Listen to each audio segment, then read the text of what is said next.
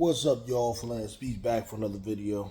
Alright, as y'all know, Chicago Sky lose a tough one, 75-77 to the Las Vegas Aces. Going into the game, I wasn't sure. I have a lot of respect for the Aces, so I wasn't going to go out there and just pick them to lose to Chicago, though Chicago really needed it. And they had every chance to win it today, man. I'm proud of the way they fought, though I hate, the result. You know what I mean? I saw some. Of course, there's areas to improve because you're playing against a team that has won 2 championships, so they're going to show you areas where you need to improve. But I saw some signs, man. I was happy with the way Michaela Onyewari played today. 15 points. The 3 pointers started falling. I think she shot better than everybody today from three of five. Her defense was stellar. I mean, her primary job was to guard Jackie Young, who was a 18, 19 point a night scorer, and probably one of, if not the best, two-way guards in the league. She scored 2 points tonight, and Michaela had a lot to do with that. That right there. If I can get that from you, that's fine. Then you add me 15 points. We are bubbling, and then we got the real key to coming close to winning this game was the job that the team did on Angel Wilson, particularly Angel Reese. The one-on-one guarding of Angel Wilson, this is some of the best I've seen since the Olympics, that France game. Angel Wilson had to dig deep and had to get that done. And she ended up getting the last laugh with that last damn 0.8 second shot. I mean, the amount of focus, man, that it takes. Asia is just living that 99 life, man. She should be a 99. What more can you say? But that's all the more reason I felt like Angel Reese got an A today, because Angel Wilson, though she scores 20 points, she took 28 shots. Do you understand? Angel Wilson took 28 shots, ended up with 20 points. You understand how phenomenal that is? That is 8 of 28. 28% from the field. That's what I told you about Angel Reese. Wherever she's guarding, she keeps under 40%. Now, I don't expect 28, especially against Angel Wilson. I don't even mind that Angel Wilson gets 40% on you. Really, I don't. But for Angel Wilson at 28% from the field, bro, y'all just don't understand. And, that was a spectacular game by Angel Reese, without a doubt. And then to add to that, this is a third 20 rebound game, consecutive rebound game, 20 of them. She had 22 today. This is obviously has never been done by a rookie. And then you're talking about never been done by anyone who's ever played in this league. That started since 1997. Can't say more about the way she played today, in particular on the defensive end, and then of course off the glass, which is what she do. Kennedy Carter played well, 25 points. I liked what I saw there. On efficient shooting, she's back up to around 45% from the field. She almost won the game for us. She was clutch. Tied it up with a 3, which isn't even really her forte. And then just Angel Wilson and them, they just got that last play, and Becky Hammond must have called the right play. Perfect execution. Angel was able to get away from Angel on that play. Able to get away from her. Kelsey Plum, executed a great screen. Angel was able to get away, and there you have it. Sometimes the ball bounces like that, man. So the thing about the Chicago Sky, I just wanted to say briefly, is they got to kind of focus on what's coming up. There's some winnable games there, and I think to make sure they seal the playoffs, this is how it has to go.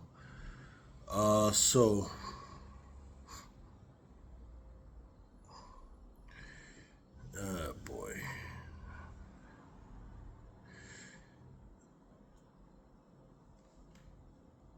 My bad, y'all. I'm trying to get the Chicago Sky schedule up here. All right, so Chicago Sky right now are at what were we 11 and all right. So just lose fall to the Aces here. You got the Mystics coming up on Wednesday. That's the next game. Gotta win that one. Gotta win that one. That takes you up to 12 wins. Then you got the Fever coming up on Friday. You gotta win that one. Um, you know, that'll take you up to 13.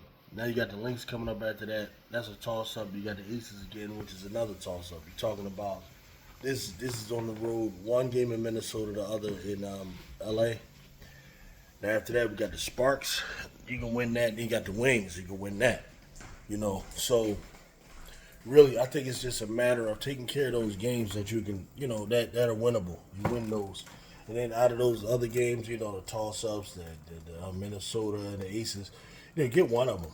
Because you showed today, you should have enough confidence from playing today and then beating them last time to believe that on any given night you can get a win over the Aces. Chicago should feel that way within themselves, despite what people like me think. So that's the way they should be looking at it. Like they can go out there, and get this done. So you got the Wings. Then you got the Mystics again. You got to beat the Mystics every time you see them. Then you got the Lynx again. Whew. Toss up. Then you got the Mercury. I think they'll get that last victory over the Mercury. At some point, you got to beat them. Then you got the Atlanta Dream. Depending on how Atlanta's games go, depending on how many games they win or lose, that's going to be a very important game. They both may be in the running for that spot at that point. This is the next to last game of the season. So really, I think to get the playoffs, Chicago need to be at least about 18 and maybe 22, something like that. And I think that could get them in. And then you got the Sun is the last team. So win one of those games, either the game against the Sky or the Sun. Hopefully, you hope the Sun doesn't care. They pretty much have their seeding already. Maybe they just concede that last game. I don't know if this is similar to how the NBA is, but I think Chicago needs about 18 games, and they'd be cool. I just watched, and after that, on the other news, I just watched the Sparks play the Wings. That was a crazy game. That was a crazy game, and depending on how much the Sparks are really trying to win, that's a crushing damn defeat. Reese Jackson was fabulous in this game. She had, I believe, 16 or 19. I think she had 19 points in that first half. If they kept feeding her like they were doing in the first half, I think setting up for good shots. I think she could have actually scored a good 35 to 40 points this game. She was really on. Fielding it, hit her first 8 or 9. She did go cold a little bit after that, though the shots got a little bit increasingly more difficult as she was taking in that second half. But she played fabulous on both sides of the ball. She's going to be one of those up-and-coming, stars out of this particular draft. Very marketable. Cheryl Swoops actually did that game. I thought she was hilarious. She took a moment to say about Reese Jackson, hey, you got to appreciate this one here. Like, if she does not, basketball somehow didn't work out, she has a modeling career in her possible future, and I agree with that. I think the girl's a star.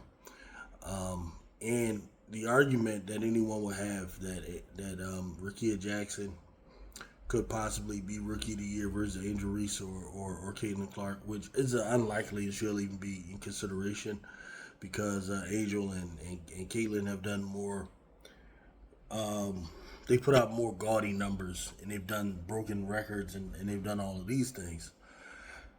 So she probably isn't a realistic consideration for any of that. But if one could make an argument, the argument would be efficiency. I believe Rakia is she up to 12 points a night? Let me make sure we don't want to get to lying about nothing here. Rakia Jackson was awesome tonight. Both sides of the floor. But let me get a look at her actual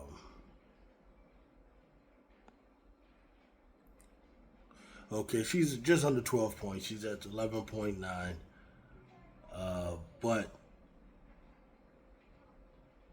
her field goal percentage is 46.2. She's the only rookie doing that.